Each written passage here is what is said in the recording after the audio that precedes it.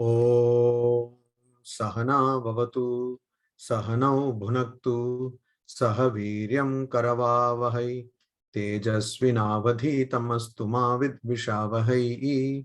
Om Shanti Shanti Shanti Hari Om. We are now studying the commentary of Bhagavad-Pada Shankaracharya on the second sutra of Brahma Sutras, Janmadhyasya Yataha. Janmadi Asya Yataha. So here, as I have been telling you earlier also, Yaska has defined 6 states of modification, 6 kinds of modifications, Shad Vikaraha,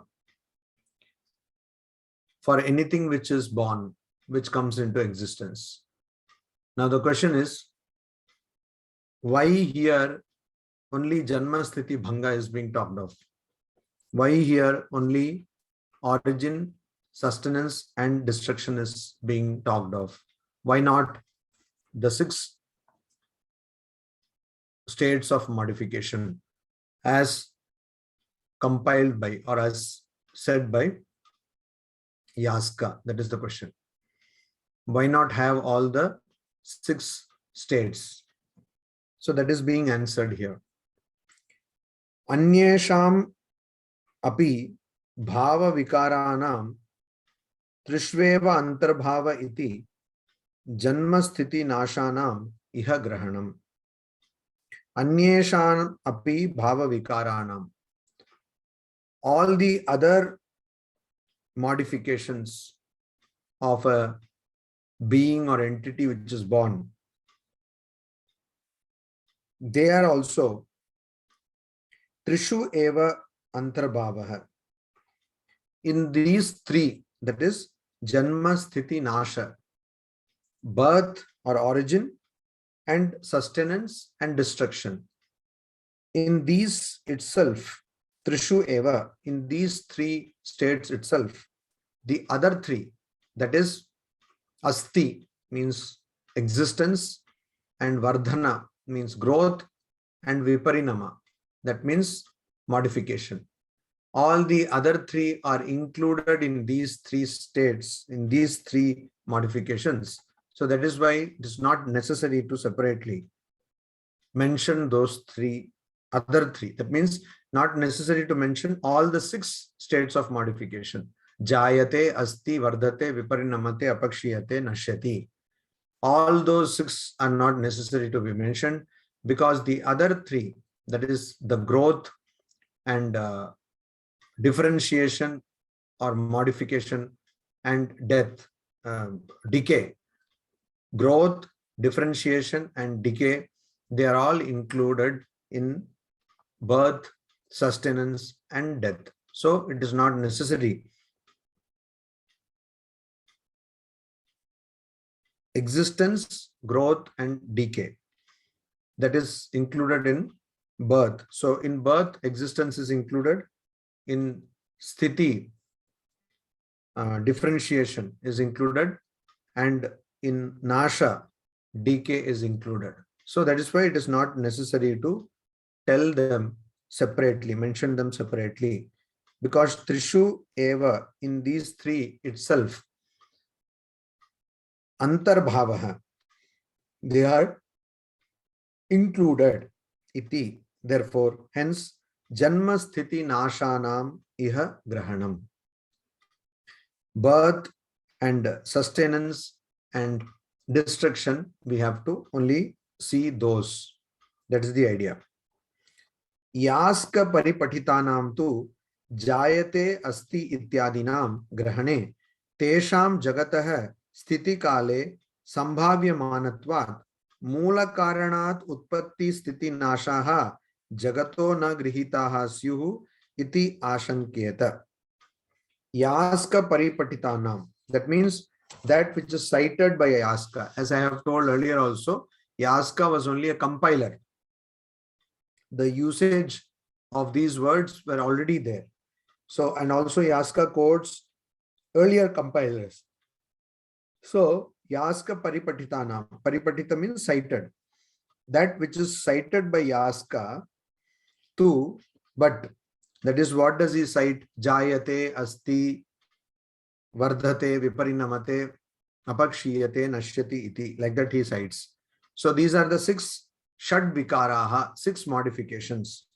So jayate, asti, ityadinam. Beginning with jayate means birth, asti comes into existence, ityadinam. Beginning with these, grahane, if we were to take the meaning Janmadi, in that the problem is about what is that Adi, Janma and so on. So what is that Adi? Whether we have to take all the 6 modifications as cited by Yaska, or is it sufficient if we just take the 3: birth, sustenance and destruction? So here Shankaracharya says that it is sufficient if you take only Janma, Sthiti, Nasha, birth, sustenance and destruction. Why? Because in that all those 6 are included, means 3 includes other 3 also. But also there is another problem. What is the problem? If we take the modifications or vikara as suggested or as cited by Yaska, which starts with the words jayate, asti, etc., then if we take that grahane, if we take that tesham jagatah sthiti kale sambhavya manatvat, because these 6 states of modification or these modifications occur jagatah sthiti kale. We have to understand here, we are not talking about the birth of just anything, just any living being or just any other thing. We are talking about the birth of the universe itself. We are talking about the birth of the universe itself. So when it is said Janmadi Asya Yataha, Yataha means from Brahman, Asya means of this in that this is universe. Shankaracharya has explained it to us. Idamta, idanta means thisness.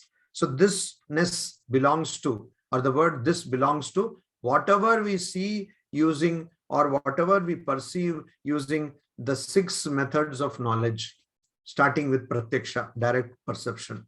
Whatever we perceive, everything is false. It's a very important statement, though we just looked at it and we could not delve much deeper into that. So it is an important statement. Just imagine, whatever you are seeing is false and it owes its existence in Brahman, to Brahman. Whatever you see has come from Brahman. Whatever you hear has come from Brahman. All the 6 indriyas, that is 5 indriyas including mind. 6, 5 plus 1. So you see all those 5 indriyas, whatever they perceive, and mind, whatever it understands, all have come from Brahman. So pratyaksha pramana, anumana, upamana, anupavalabdhi, arthapatti, and also shabda pramana. Everything owes its existence to Brahman. Janmadi asya. So here asya means that. So now the question is, asya, because it refers to the universe. It refers to the universe, the birth of a universe, not the birth of XYZ. So we are talking about the birthday of not a particular person, but the birthday of the universe. So there is no birthday. It is not Sunday or any other day for that matter. So when it came, we don't know. But it came because of Brahman. Janmadi asya yataha, from which all this came. That is Brahman. And if that is the case, if we were to take the meaning given by, or the definition of Shad Vikaraha given by Yaska,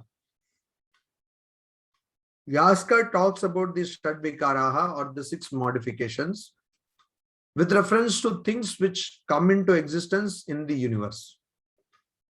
That means universe is already there.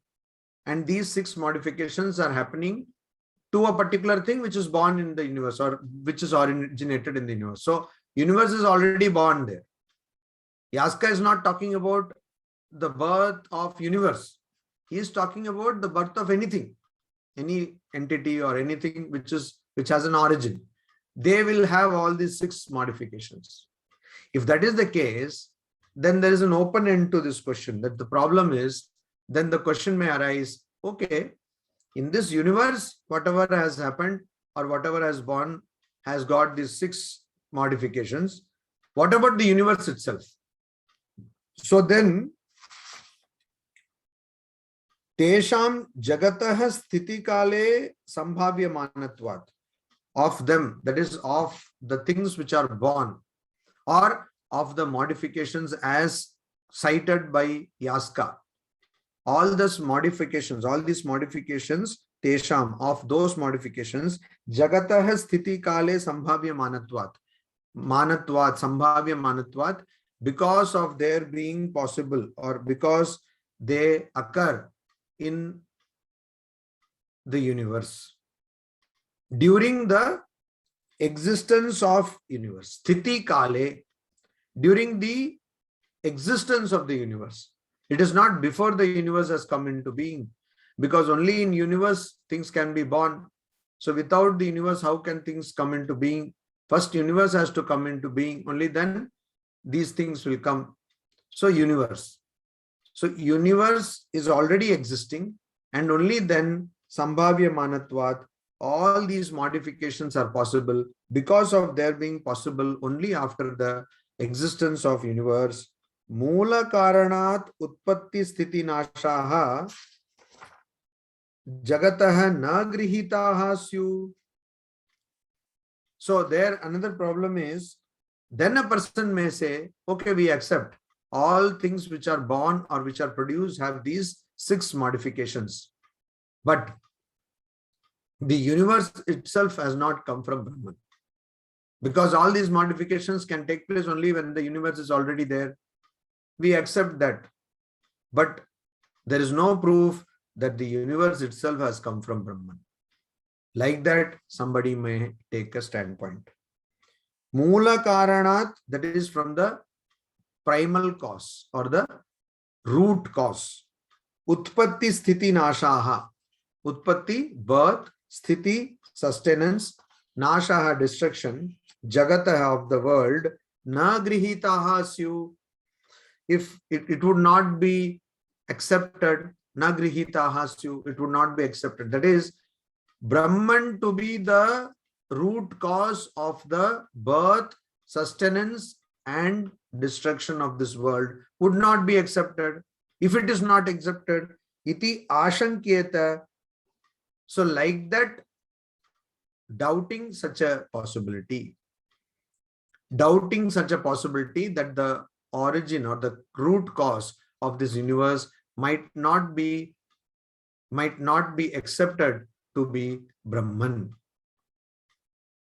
So if Brahman is not accepted as the root cause of this universe, because all these modifications happen only when universe has already come into existence, and since universe is already existing, then definitely these are not, that is Janma Adi, are not the Janma Adi or the birth etc. of the universe itself.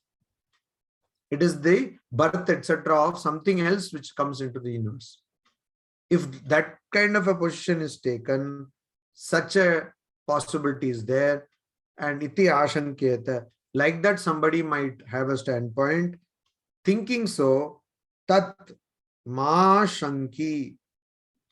In that manner, let's nobody have any doubt. Ma shanki, let nobody have any doubt. Iti, so ya utpattihi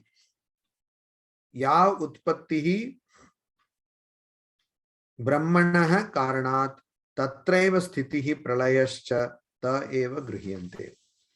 So therefore, so that there is no doubt that whether this universe was already there and within this universe modifications came, and so the root cause of the universe is something else, let there not be such a doubt.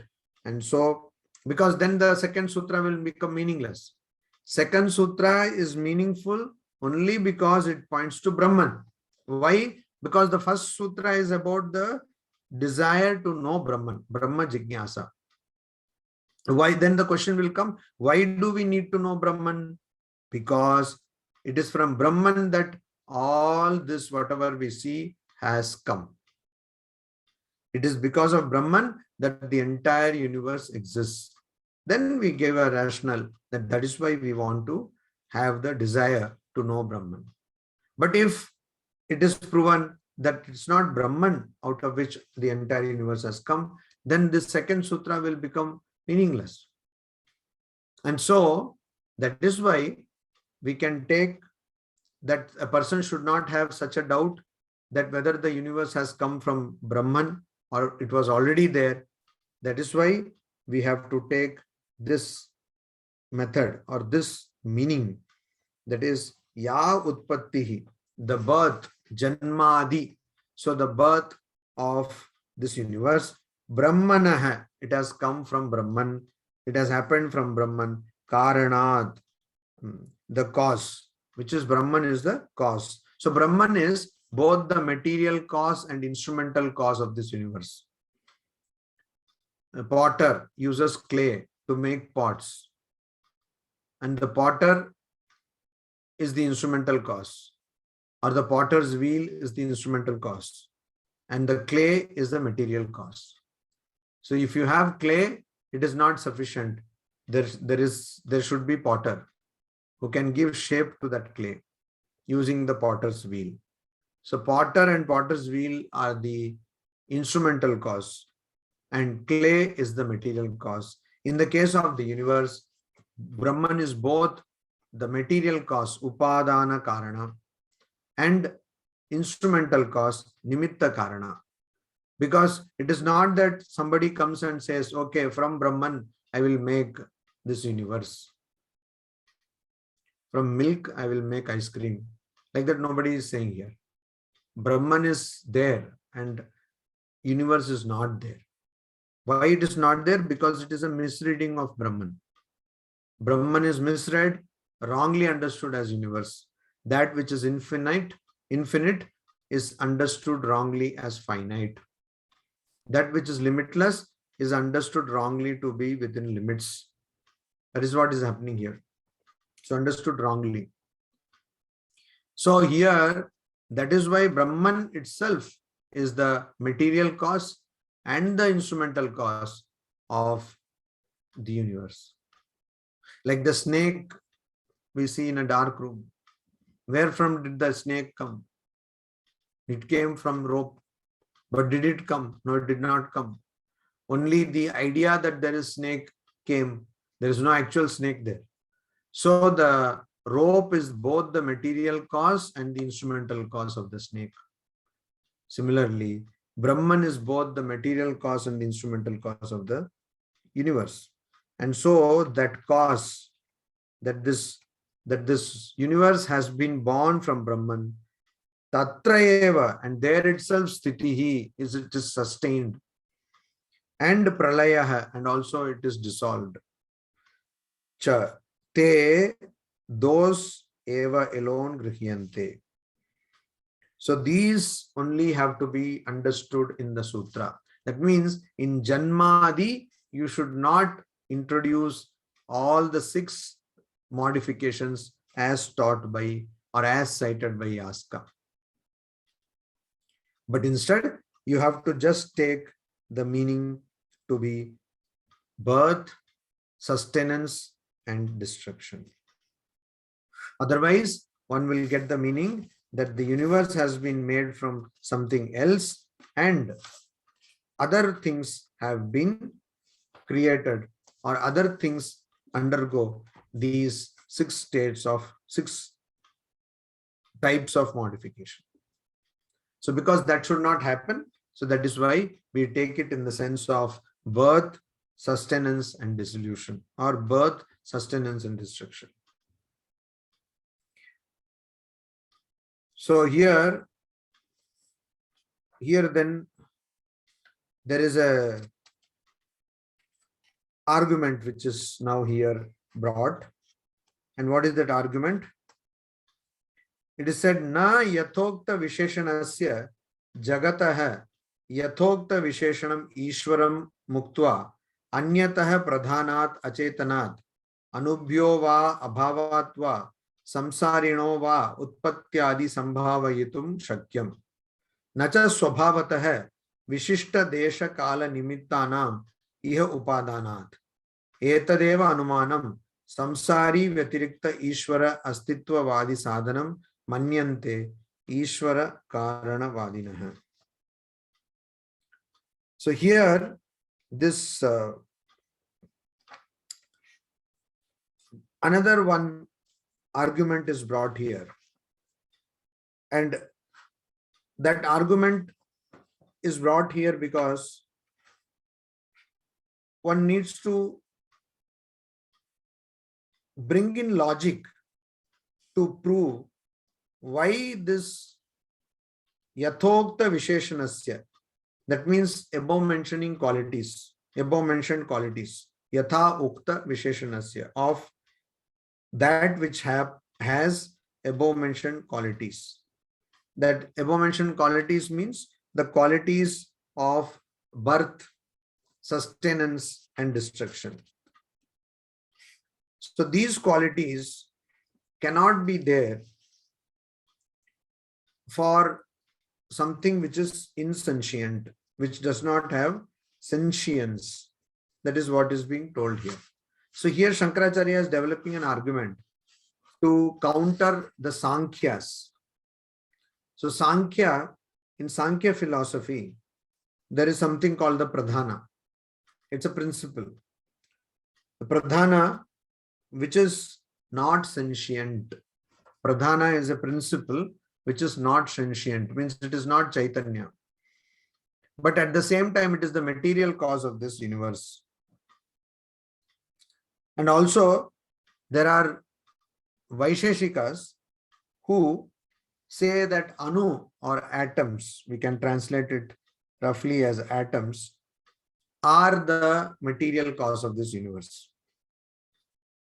So these two, so Vaisheshikas, Vaisheshika philosophy and also Nyaya philosophy, they claim that atoms are the material cause of the universe, whereas Sankhya philosophers, they claim that Pradhana, this non-sentient, means that which is not conscious, that is the which is not Chaitanya, that Pradhana is the cause, material cause of this universe. So to counter these kind of arguments, Shankaracharya is now saying, Na yathokta visheshanasya jagatah yathokta visheshanam ishwaram muktva anyatah pradhanat achetanat anubhyo va abhavatva samsarino va utpatyadi sambhavayitum shakyam. Na shakyam, it is not possible. So na in the beginning of the sentence, shakyam at the end of the sentence, they will go together. Na shakyam. So Sanskrit is a beautiful language. You put whatever word in whichever place, it means the same thing.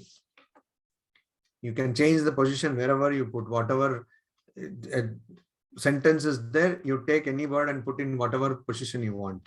It means the same thing, because meaning is not derived by the position of a word in a sentence in Sanskrita, but the vibhakti, the case ending or the declension of that word. So if I say janami, it means I know. I don't need to put aham janami. That is, aham is superfluous.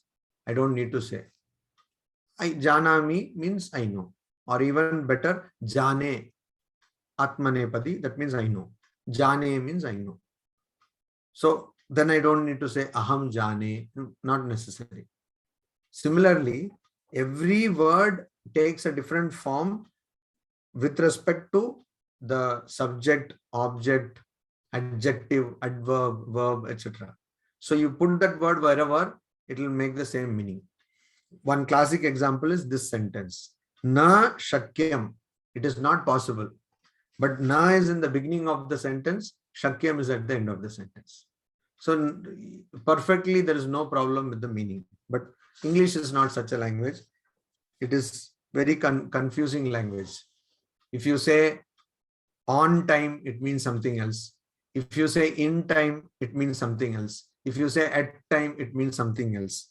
So it can give you difficult time. That's what it means, because English is like that. So if we want to translate it into English, it means that it is not possible that yatha ukta visheshanasya jagatah, of the universe, jagatah means of the universe, that possesses the qualities, visheshana means adjective, means qualities, the qualities which have been mentioned earlier, that is birth, sustenance and death, these qualities.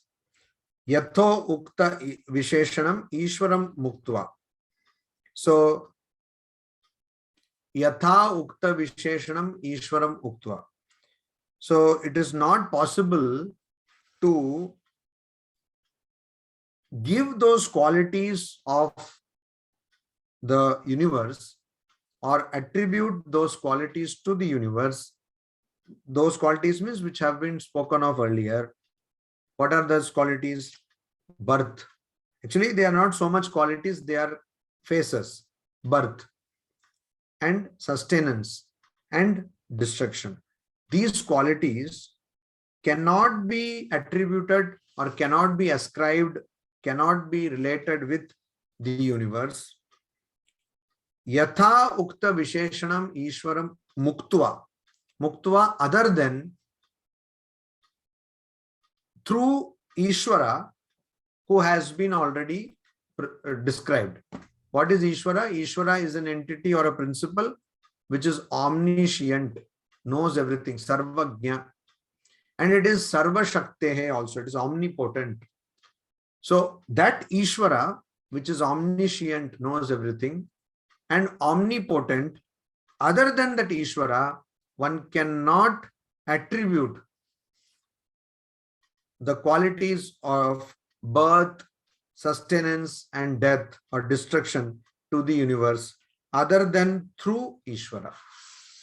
The idea is that Ishwara or Brahman has to be the cause of this universe, cause of the birth, sustenance and destruction of the universe.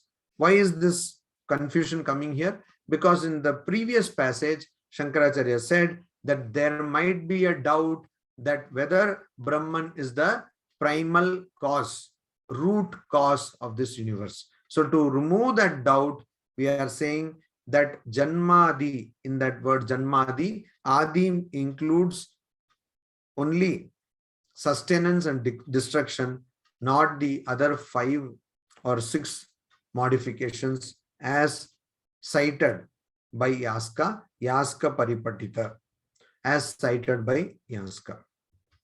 So here, that is what is explained. Why is it not possible that these modifications should be taken for the word Adi? Why should not be taken? Because other than Ishwara, it is not possible for anything to be the cause of this universe. That is anyataha, from anything else. Other than Ishwara, from anything else, this world as it has been, these states of this universe, that is Janma, Sthiti and Bhanga, these states cannot occur other than through Ishwara. Anyataha pradhanat. So anyataha, from anything else. What anything else? Pradhanat, from the principle called pradhana of Sankhya philosophy, which is non-sentient, which is unconscious, which does not have any consciousness. Achetanat, non-sentient. Anubhyova, or from anubhyaha. Anu means atoms, or from atoms, which are also non-sentient. Atoms also don't have consciousness. Abhavatva, or from non-being. So non-being means abhava. So abhava means what? There was nothing and suddenly the world came. There was nothing and suddenly the world came. So here abhava actually is seen as the reason of this world. From abhava it comes, or from shunya it comes. That is seen by many Buddhists. Some Buddhist schools of thought, they consider that this world has come from shunya. The world has come from shunya. Now the word shunya does not mean void there. It has got a different meaning. Shunya also does not mean nothingness there. It has got a different meaning. So that is what they consider. Also in Nyaya, it is an interesting thing we should understand. In Nyaya, there is something called abhava padartha. So there is the presence of absence in Nyaya, logic. What is that? What does it mean, presence of absence? That means before a thing comes into existence, there is an absence of that thing. So before iPhone came into existence, from Anadi Kala, that means beginningless time, there was an absence of iPhone. So that is called abhava padartha. So this is done by Nayayikas, logicians. Nayayikas, they posit an entity, positive entity to absence. They say absence is existing. So they will look at the floor and say, Bhutale gato nasti. So on the floor, there is no pot. Now, as I told you earlier also, in Indian philosophy, our philosophers, particularly Astika philosophers, that is philosophers who believe in the Vedas, they are obsessed with some terminologies. One is ghata, pot. I think they were always so much talking. So now and then they used to drink something. Maybe that is why they are obsessed with pot. And then there is Devadatta. Everywhere one Devadatta will come suddenly from nowhere. And of course, Advaita Vedantins, we are so obsessed with rope and snake. If Advaita Vedantin is cornered in logic, then the Advaita Vedantin will run to the dark room with rope and then say, this rope only you are seeing a snake, like that. That logic is the only final Brahmastra. So, Nayayika says, Bhutale ghato nasti. Ghata hai, bhutale nasti. On the floor, the pot is not there. So why pot is not there? There can be nothing because it is floor is vacant. So on the floor, nothing is there. Nobody has even thought of putting the pot. So why only pot is not there? So pot is just a symbolic expression. Nothing is there. So whatever is not there has an absence. It is present there by its absence. That is the logic. So the pot is present by its absence. So just like when a teacher is making the roll call or attendance and somebody is not present, so they are like absent, it is marked. So any entity can be present anywhere. If it is not present, then it is absent there. So absence of an entity has to be considered as a positive thing, not as a negative thing. That is Nayayika. So according to some Nayayikas, also according to Buddhists, what happens? This world has probably come out of nothing. Most Nayayikas follow what Vaisheshikas say, that they have come out of atoms. But some people will say that this world came, and before this world came or this universe came, there was nothing. So there was abhava. So abhava also, because it is absence, it is not even an entity, it is an absence. So absence itself, according to Nayayikas or people who follow the Nyaya school of philosophy, absence is a positive entity. But that is difficult to understand. So whatever, this is non-entity, non-being, abhavatva. So other than Ishwara, if we are saying that this universe comes from something other than Ishwara, Ishwara is what? Omniscient, Sarvagnya, knows everything, omnipotent, Sarvashaktehe, can do anything. Other than that Ishwara, if we say that this universe is coming from something else, for example, from Pradhana, as Sankhya philosophers say, which is insentient, which is unconscious, achetana. Or if we say that it is coming from Anu, Anu means atoms. Or if we say that it is coming from absence, so nothing was there, suddenly universe came. So nothing can come out of nothing. That is a illogical thing. Nothing can come out of nothing. Suddenly you say that it has come like that. Some magic you do. So magic also, if something has come, means it has got removed from some other place. Because from nothing, nothing can come. So also this universe has to come from a sentient thing. It has to come from a Chetana Tattva. It has to come from a sentient principle. And Abhava is not sentient. And then Samsarinaha va, or from the transmigratory one. Transmigratory one. That means this world, this universe has come from Jiva. Jiva. Jiva is the samsari, that is the soul which has bound itself to this universe because of ignorance, and it keeps on traveling from one lifetime to the other. Different birth, punarapi jananam, punarapi maranam, punarapi janani, jatare shayanam, etc.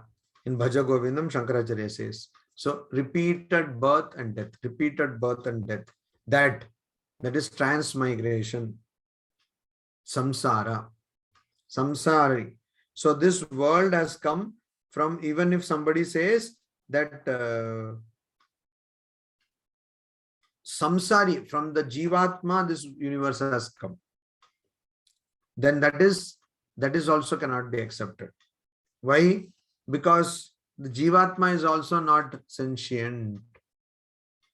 Jivatma is also not sentient. Mind is not sentient. Mind is not sentient. Sense organs are not sentient. Oh, how can you say that? We see that mind and sense organs are very much conscious and they are getting knowledge. No, they are not getting knowledge. They are jada, they are matter. Mind is matter. How do you know? So in Chandogya Upanishad, this person, the boy, Shvetaketu, he is returning from his school or college or whatever. From his studies, he is returning home. And his father asks, have you understood that which cannot be understood? So Shvetaketu understood one thing, that I am in deep trouble. Anyway, but that is not written in the Upanishad, I just added. So his father is asking, looking at him and says that, can you understand, have you understood that one thing which if you understand, everything can be understood? Then Shvetaketu is puzzled. What is he talking? When I went to the school, Gurukula, my father was in good condition. I have been away for some years now. He has come to this condition. Then he says, what are you saying? Then he is asking, do you know that which cannot be known? Are, what kind of question? Have you known that which cannot be understood? Huh? All these kinds of questions his father is asking, and Shvetaketu is all perplexed and he is simply silent. Then father says, that means you have not studied anything properly. Okay, I will teach you. You have not studied the real thing. You have not studied Brahman. That is what I am talking about. I will teach you. And he goes on giving him so much upadesha. And finally, 9 times he says, giving some gap, 9 times he says, Tattvamasi Shvetaketu, you are that Shvetaketu, etc. And during that time, how to prove that mind is matter?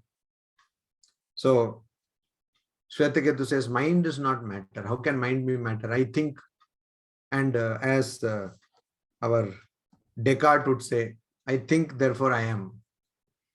Vedanta does not say, I think, therefore I am. I am, therefore I think. It is opposite in Vedanta. Because I am there, I think. It's not because I think I am. Thought does not precede myself. Self precedes thought. Self is behind thought. Not that thought is behind self. So totally opposite understanding. So here he says, I think, Shvetaketu says, so that is why I am there, I am sentient, my mind is thinking, it is sentient, it is conscious. So father smiles and says, okay, poor chap does not know anything. He says, let us do an experiment. Just drink water. I don't want you to die, but don't eat food. Don't eat food for 16 days. Okay. And just drink water. And so if today somebody does like that, tries to do like this, they will be put in prison for child abuse probably. But those days, those problems were not there. Parents had free hand. So he says, don't drink, only drink water. Don't drink anything else, eat anything else, and let us see. So in between, he goes and asks, say, how are you? Then he is like, I can think, etc. At the end of the 16th day, his father comes and says, okay, now what do you feel? Or what do you have to say? So Shvetaketu is saying, I'm unable to contain a thought. I'm not able to form even a thought in my mind. Even one thought is not coming. Okay, if you want to do these experiments, for us, 16 days is not necessary. 2 times food if you don't eat, or maybe 3 times if you don't eat. Thought, what thought? You will not be able to recognize your own face. So that is what he is saying. Shvetaketu's father. Oh, now did you understand? Mind is matter. So because you did not get matter, mind did not get material, mind did not get food, so mind has become weak now. So that is what mind is matter. That we have to understand. But here people are saying that no, it comes from samsari. There is a group of people who may say that this whole universe comes from samsari, from the transmigrating jiva. How can the universe come from samsari? Because samsari, what is that which is transmigrating? Atman does not transmigrate. What transmigrates? We are made of 3 bodies. What is the first body? Causal body. Karana Sharira. What is that? Ignorance is Karana Sharira. Ignorance. Ignorance is our causal body. So we are made of that. Because of ignorance, all this problem has come. And you have to listen to Brahma Sutras. Otherwise, all this was not necessary. If you knew that I am Atman, what Brahma, no sutra is necessary. But now all sutras are necessary for you. Why? Because of ignorance. Ignorance is the causal body. And when do we experience it? In deep sleep. But who experiences it? We don't experience it. We cannot say that we are experiencing it during deep sleep. Because during deep sleep, mind is not working. We are mindless. We are mindless. So mind is not working there. So causal body alone is there in deep sleep. Then next level is Sukshma Sharira, subtle body. What is subtle body? The sense of ego, ahankara, the sense of ego. Then Chitta, where all the experiences are recorded. It is like a huge record, like a huge cloud where everything is stored.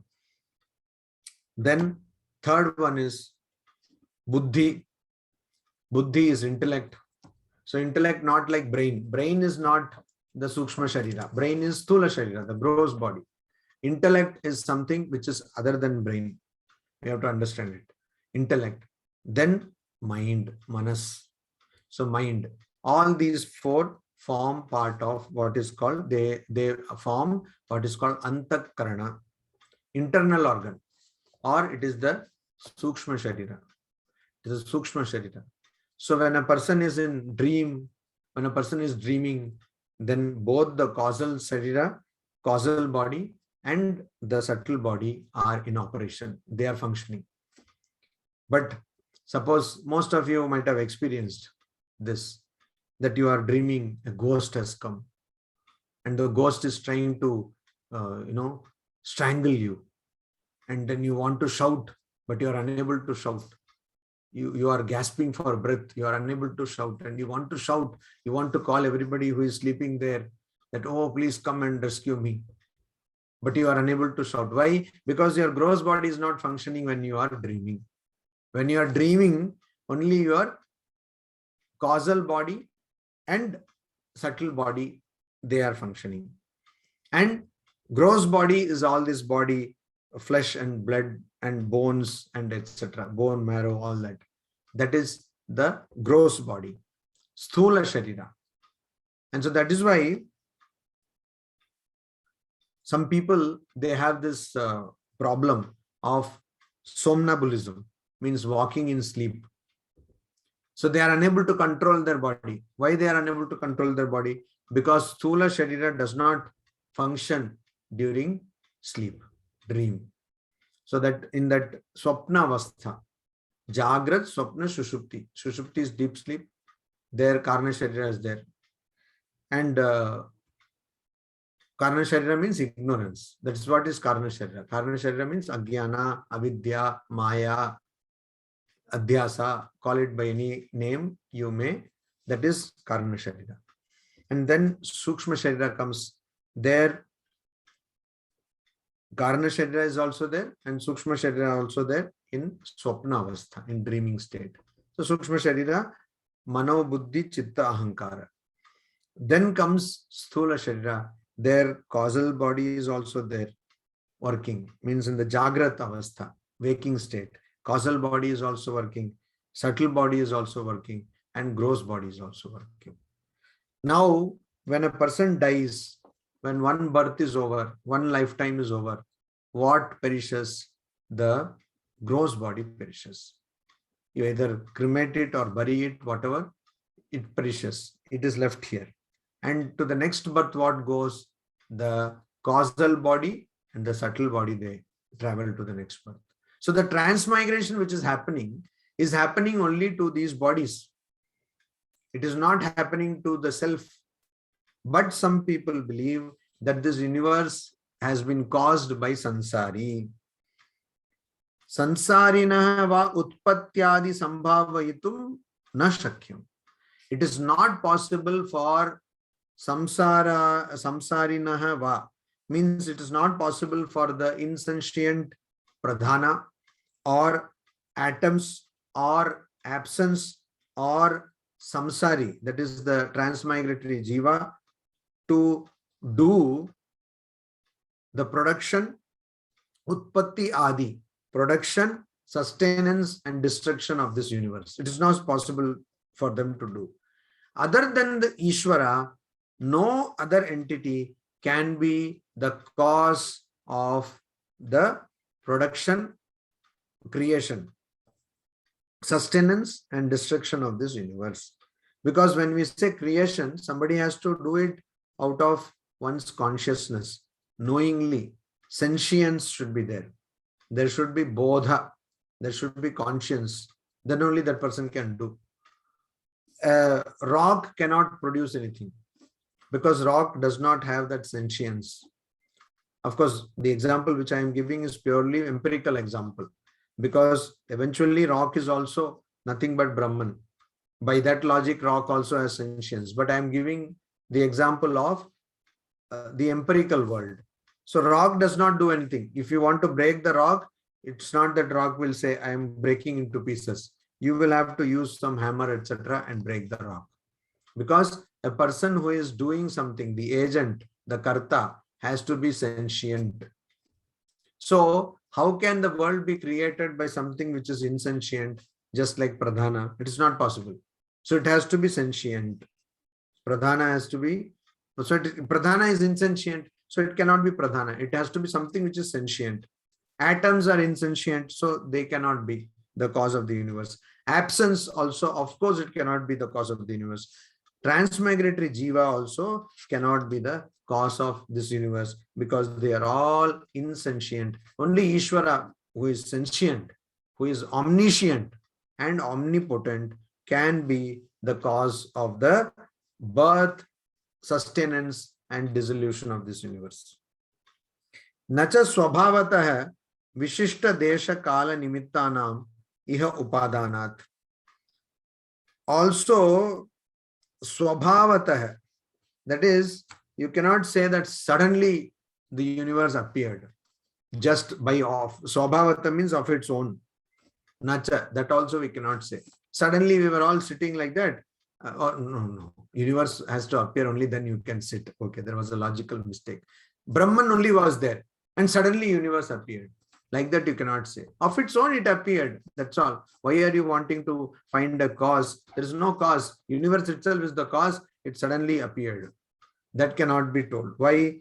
Vishishta kala desha kala nimittanam iha upadanat. Because upadanat, for the production, we accept different vishishta, specific desha, place, kala and nimitta. So we accept that for a particular thing to be produced, there is the necessity of a particular place, a particular time and particular nimitta, particular instrument. That we generally accept that. We generally accept it. So by swabhava, by one's own nature, it cannot be produced. It cannot be produced. Why it cannot be produced? There is another logic. The logic is, if it is produced of its own, then it cannot be destroyed. Then who will destroy it? That means it has to destroy itself. That is not possible. That's a logical inconsistency there. So that is why it cannot produce itself, because it cannot then destroy itself also. Because whatever effects are made, they are bound to be made using Visheshta Desha Kala Nimitta. Specific place, location, specific time, specific instrument. And because that is the case, that is why the universe cannot come of its own. It cannot come of its own. Etadeva anumanam samsari vyatirikta Ishwara astitvadi sadhanam manyante Ishwara karanavadinah. So this is the argument. This is the argument. Etadeva anumanam. Etadeva. This itself is the anumanam. That is the argument. We can say one kind of syllogism, actually it is called, but one kind of argument. So this is the anumanam. This is the argument for what? For establishing sadhanam, for establishing samsari vyatirikta Ishwara astitvadi sadhanam. For establishing Ishwara astitva, the existence of Ishwara. Astitva adi, astitva adi, existence and so on of Ishwara. What does it mean, existence and so on of Ishwara? That means existence and omniscience. In the Ratna Prabha, that is one saint by name, one Acharya by name Govindananda. He has written a commentary on the Shankara Bhashya of on Brahma Sutras. So Brahma Sutra, Shankara Bhashya, on the commentary of Shankaracharya on Brahma Sutras, on that Govindananda has written a commentary. There he says, Sarvagyatvam Adi Shabdartha. So the word Adi means Sarvagyatva, means the omniscience, Sarvagyatva of Ishwara. So Ishwara, of Ishwara, the qualities of Astitva and Sarvagyatva, existence and omniscience, that is different, Vyatirikta, different from Samsari. So the Ishvara having the qualities of Astitva, existence and omniscience, different from Samsari, that is Jiva or transmigratory being. That is sadhanam established here using this kind of logic, anumanam. Manyante, that is what is regarded, or that is what is thought of by Ishwara Karanavadinah. Those who say that Ishwara is the cause of this universe. Those who say that Ishvara is the cause of this universe. So here,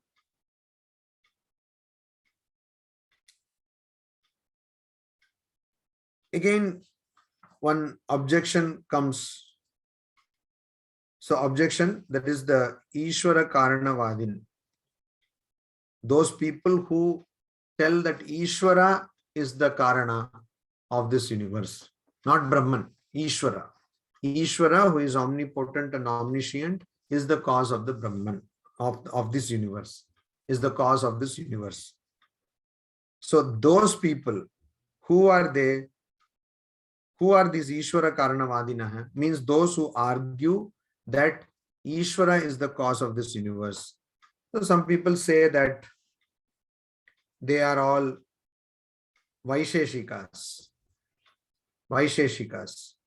People who belong to the philosophy of Vaisheshika. And also some people say that they are Maheshwara Pashupata. Means people who belong to a particular kind of Shaivite philosophy. So these schools, Vaisheshika and some other schools, they think that Ishvara is the cause of this universe.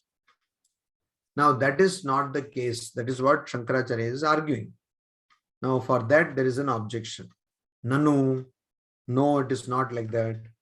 Iha api, here also, tadeva, that same thing or that alone, upanyastam, is explained or is presented Janmadi Sutre, in the sutra which says Janmadi asya yataha, Janmadyasya yataha. In the sutra which says that Brahman is that, yataha we have to add Brahma.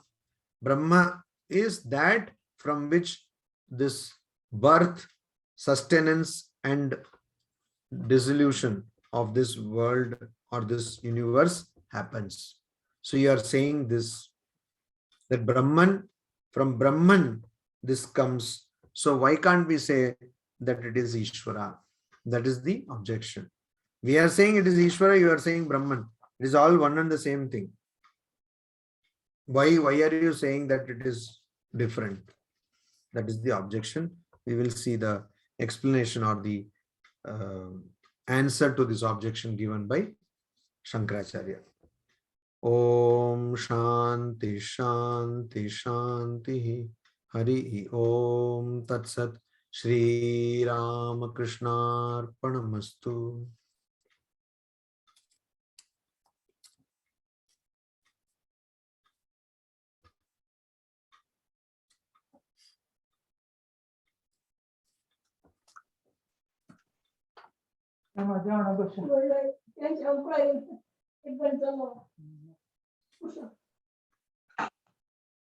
Is there any question?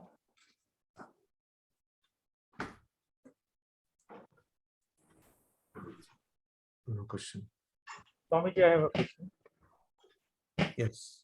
Swamiji, you have said that atoms don't have consciousness. You said that they are non-sentient. So actually, according to science, atoms are believed to have protons and electrons in them. So science says that like the atoms inside protons and electrons are revolving. So that means it has consciousness. So, but now here I have got to hear that atoms are not conscious, you said. So I just want to understand it. Consciousness does not mean motion. Motion is not consciousness.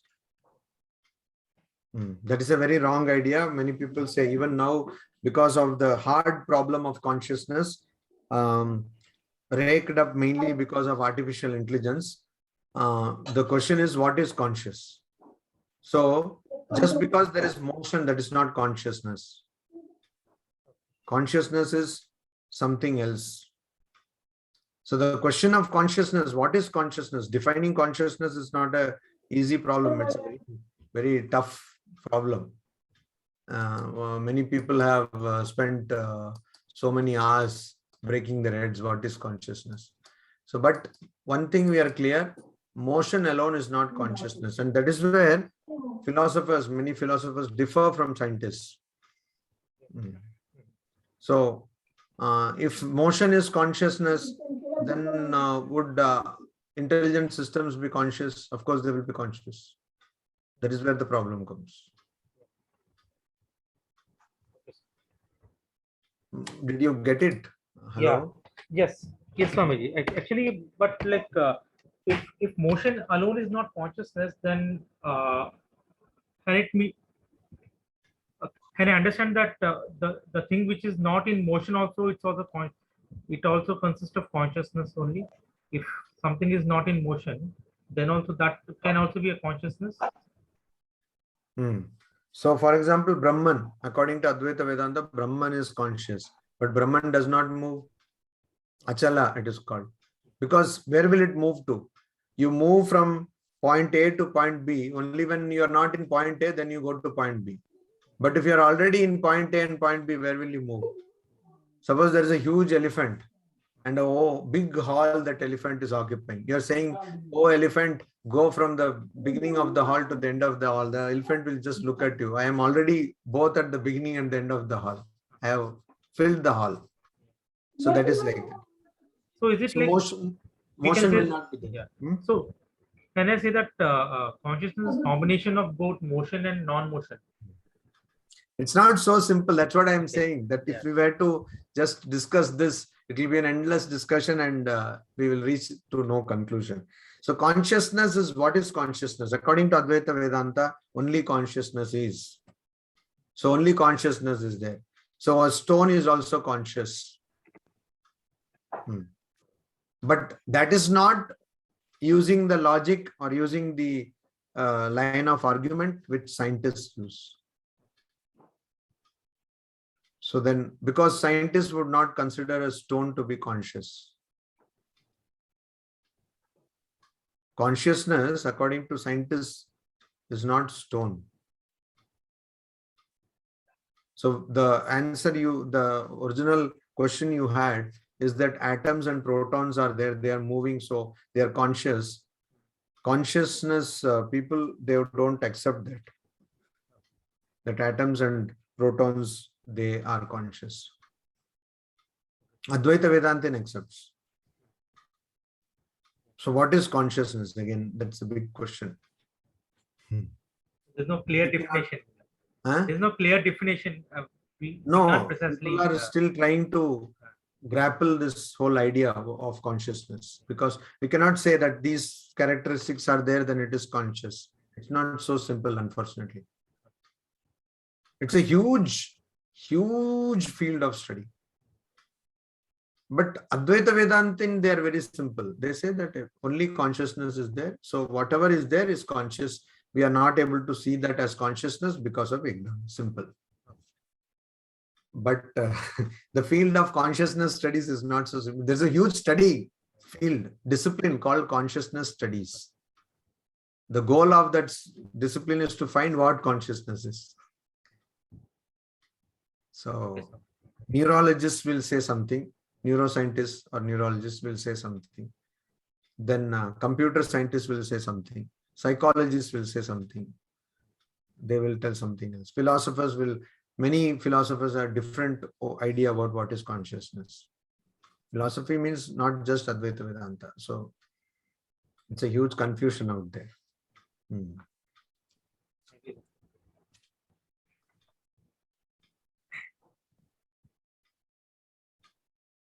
So according to Advaita Vedanta, that which is perceived out of ignorance is unconscious.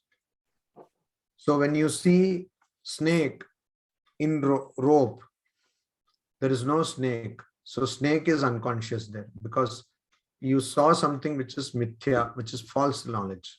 So it is unconscious. That's why this mind, body, etc. is unconscious. Jadam is also like unconscious. Jadam, you said Jadam, right? Jadam means that's what? Body, mind, etc. is Jadam, matter. Jadam means matter. So these are all material.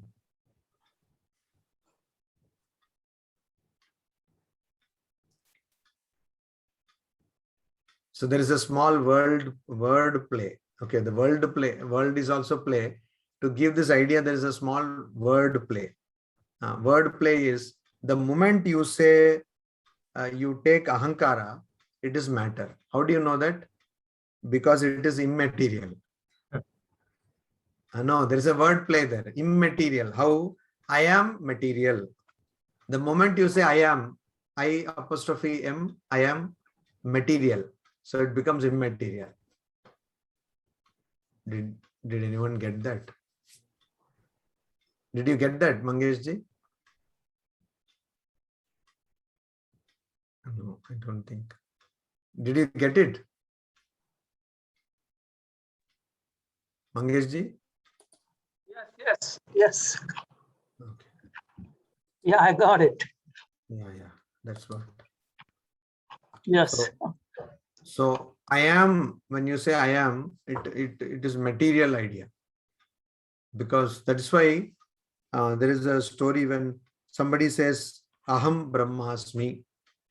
So another person when goes and says, why are you saying Aham?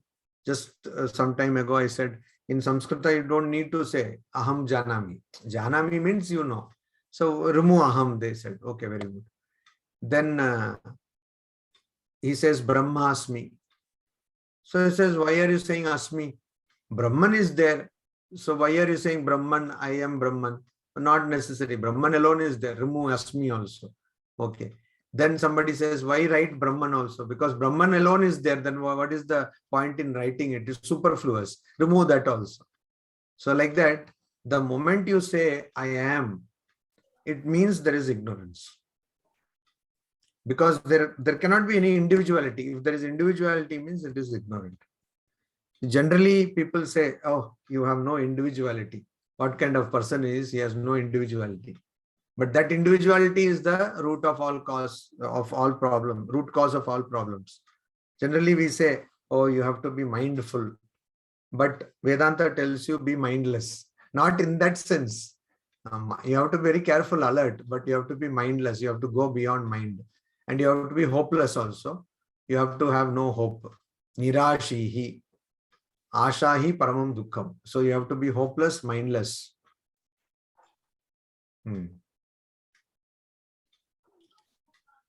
How do you like it, Mangeshji? Hopeless, mindless? Any other question? Anyone has? Yeah, I have a question. Yeah, go ahead. Yes.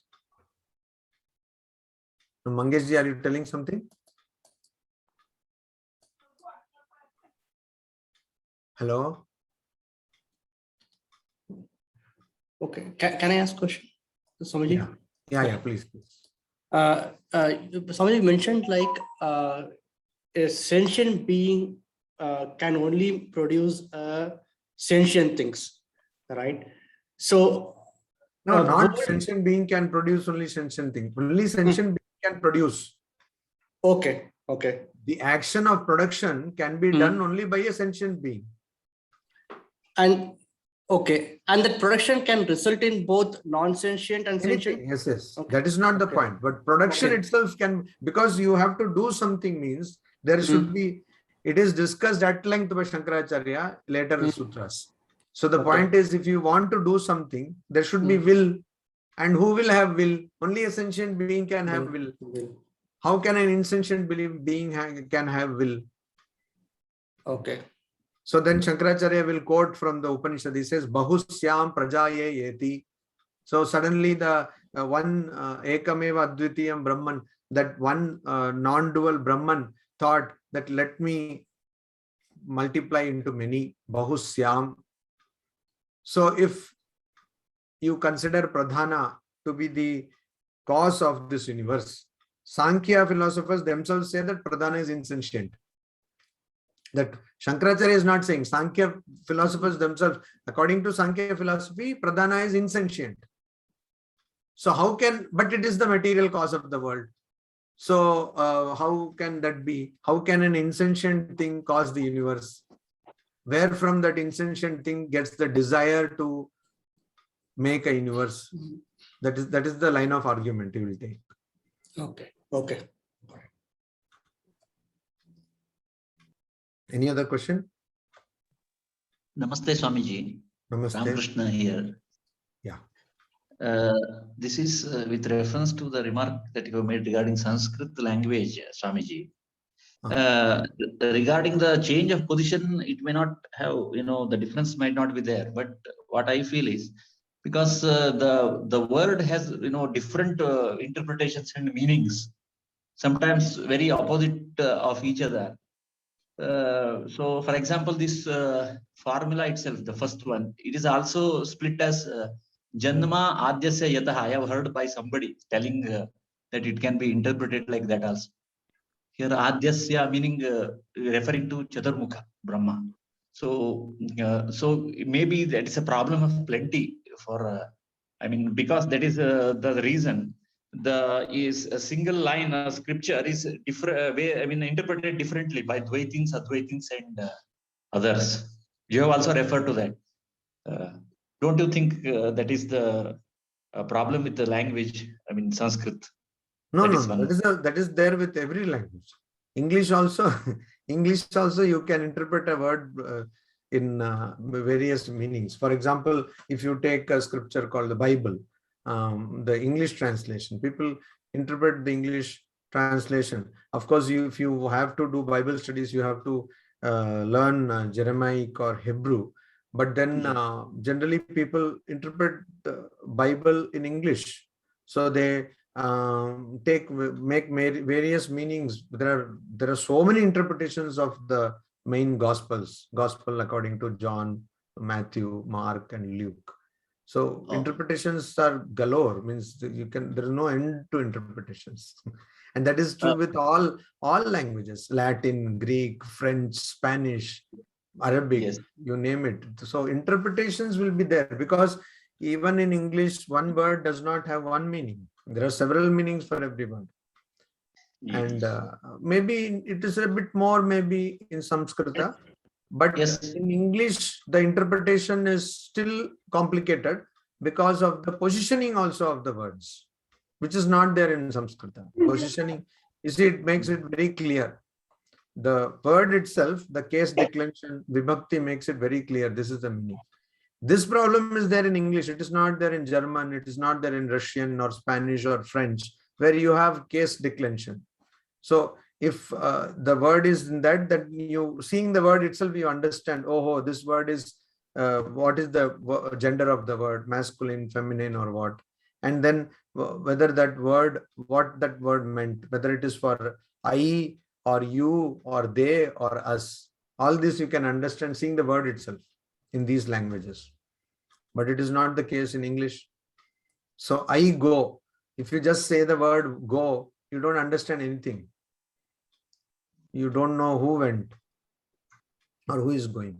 So there are complications in every language, and interpretation is like that. So the Dvaita philosophers will interpret like that. So we all know the famous incident. Ramanujacharya was learning Advaita, and he was sitting by the by the feet of his guru, and then he was being taught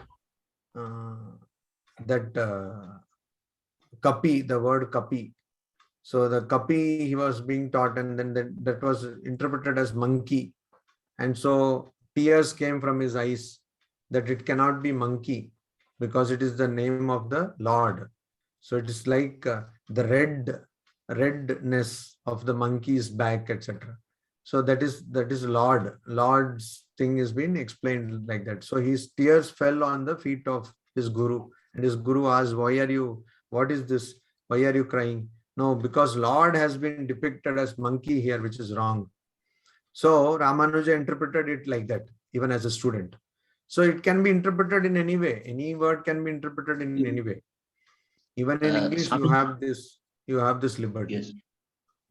Yes, but Swamiji, more so I thought it with the Sanskrit language, because it is said to be etymological language, because it's like it is split into letters, words, and letters. Each letter has a different.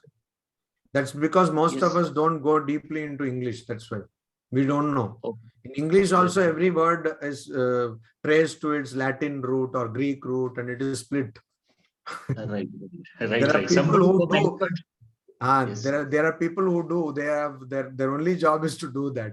So they will say that, you see, why is it this word here? then this root is that, and somebody will say, no, the root is that, so the meaning is this. English is a complicated language. So in English also, in fact, the discipline of hermeneutics, which is deriving the meaning. So Yes. Bible hermeneutic, though in Indian tradition, hermeneutics has been there for a long, long time.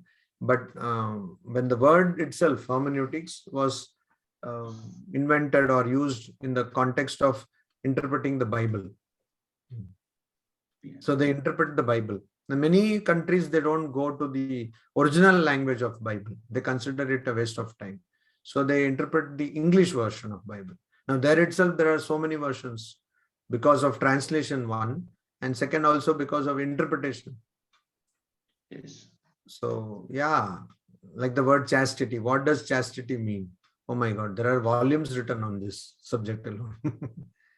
So because we are not exposed to, you see, we are more working with Indian languages, and also typical Indian uses English like an Indian language. Our English is not idiomatic. Yes. Most of us don't use idiomatic English, idiotic English. So we don't know how English scholars see the language. So it's a very, very tough, very complicated language. There are interpretations. They break a word into several parts, etc. The stem of the word, so many things are there. It is there. Thank you, Swamiji. Can I ask one more question? Yeah, please, Swamiji? please. So, for that is example, sorry for correcting the English. Most of us nowadays, even in native countries where their mother tongue is English, we use this word, can I ask? That's a wrong usage. The right usage would be, shall I ask? Of course, you can ask. When you say can, it denotes the ability. So of course you can ask, you have a brain, you are healthy, so you can definitely ask. But the question here is, you are asking whether it is okay to ask now regarding time, etc. So shall I ask? Yes. Shall I ask a question? I'm just making the point that English also is quite complicated. Anyway. The point is well taken, Swamiji. Yeah, please. The thing Yeah, is, please. that is regarding the creation of universe.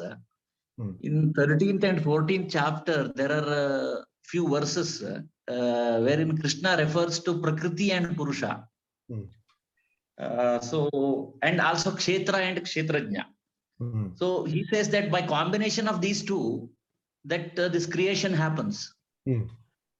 So does it sit in harmony with this thing saying that, only Brahman, wherein we have this sutra, like Janmadhyasya Yataha.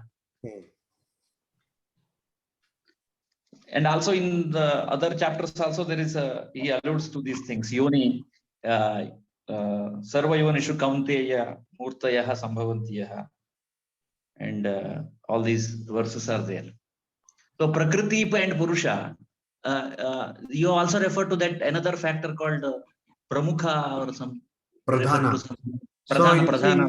There is one problem, because in Bhagavad-Gita, Prakriti and the word Purusha is used. One might mistake it with the Prakriti and Purusha of Sankhya philosophy. Sri Krishna is not referring to the Sankhya philosophy concept. He is telling it differently.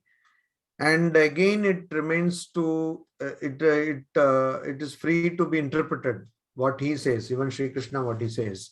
So whether it is a mixture of Prakriti and Purusha, that one, for example, the Kshetra, Kshetrajna, whether it is a mixture of Kshetra and Kshetrajna, so some might say, no, it is not. Similarly, whether it's a mixture of Prakriti and Purusha, some might say, no, it is not a mixture of Prakriti and Purusha. There also, you see, because just like we are studying the Brahma Sutra, which have been commented by Dvaitins, Vishishtadvaitins, and Advaitins. These are the three main schools of Vedanta. But there are 40 schools of Vedanta. So there are so many other people who have commented on this Brahma Sutras according to their philosophy.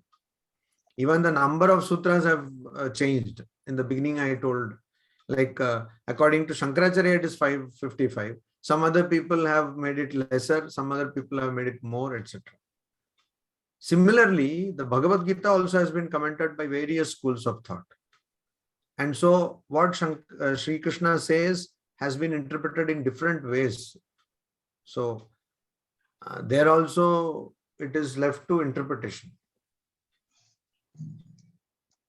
So Shankaracharya very cogently interprets the Bhagavad-Gita also and Brahma Sutra also without any conflict among them. But now if somebody has a Dvaita point of view, then that person can also interpret in a way that both Brahma Sutra and that is what Madhvacharya has done. Both will be logically aligned. There will be no conflict. So we don't need to bother. Whatever is suitable to our understanding, that we can take. But because now we are studying the Brahma Sutras according to Shankara's commentary, we are going by the Advaitic standpoint. That's all. So it is not a conflict between us versus they. Okay, Ramakrishna ji. Yes, Swamiji. If you are comfortable with bhakti, there is no problem in that. If you are comfortable with the Advaitic standpoint, there is no problem in that. You would not, if you follow that path, you would not understand Brahman any lesser than a Advaita Vedanti. That is not how it is. That's what Sri Ramakrishna said. Everyone will understand the same thing, only in one's own way. That's all. So because we are now studying Advaita Vedanta text, that's why we are going by Advaita Vedanta interpretation. Okay, so we can finish, no, Smriti? Yes, Swamiji, no questions in the chat box. Okay. Okay, namaste. Shubharatri.